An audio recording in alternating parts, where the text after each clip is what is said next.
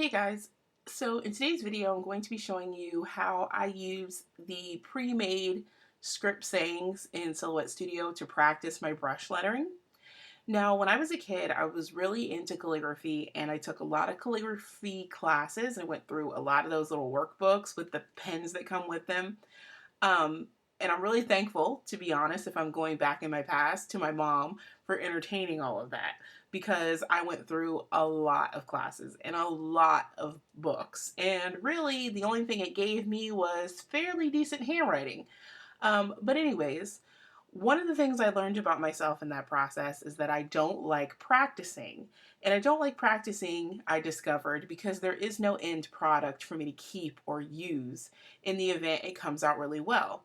When you practice in those books, all you get are pages, essentially, that you can't really use for anything unless you can find a way to cut them out and use them.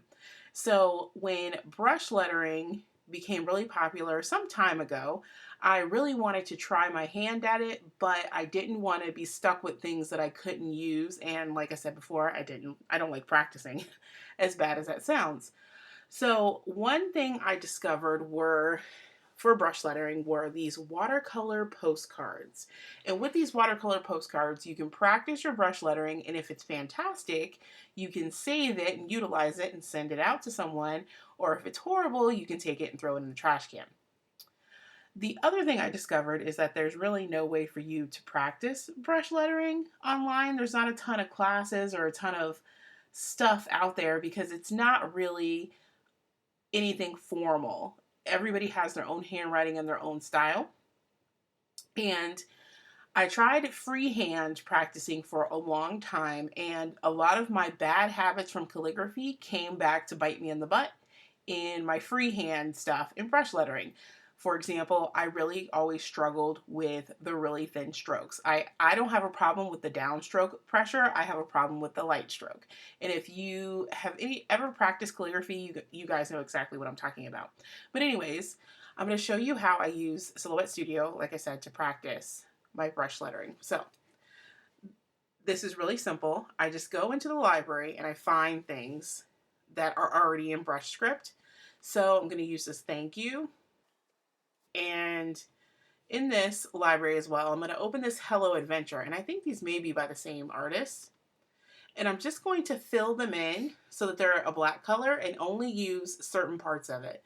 So for this thank you, I'm going to go ahead, right click, ungroup, and delete the so, the much, and the exclamation point. And I'm only going to keep the thank you part. Now this is separated, so I'm going to group it back together. So I'm going to keep this, draw a box around it, and go ahead and group it. And then with this Hello Adventure, I'm going to right click to ungroup and just delete the adventure part because I just want it to say hello. Then I'm going to take this and fill it with a black color. And this is just so I can send it to my printer and I'm able to see it. And then for sizing, I'm going to just draw roughly a 4x6 box. And this is so I can make sure I have the size right because that's the size of my actual postcard. So that's just a little bit bigger than 4x6. So I'm going to make sure this fits in there. And then I'm going to do the same thing here and make sure this guy fits in here.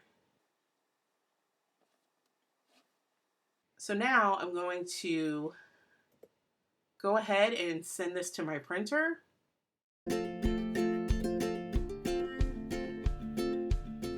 Here's a look at what the printed page looks like, and I've just printed it out using my regular printer on copy paper.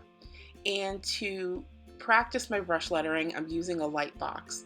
And using a light box will allow me to see the printed image through the watercolor postcard.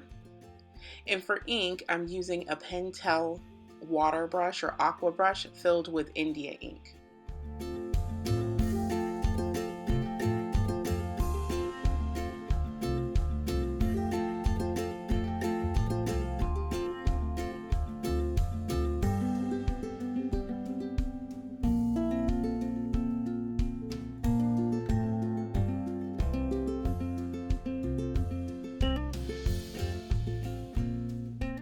For the watercolor background, I'm using the other India ink colors from Dr. P.H. Martin, and I'm using the dropper that comes in the set to add just a little bit of color to each one of the wells of my palette, and then I'm diluting the ink with additional clean water.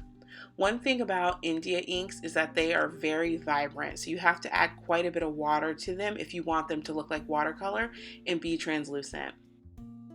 The India inks are waterproof, so when I go over the dry hello with my watercolor brush in the different colors, the black ink won't run.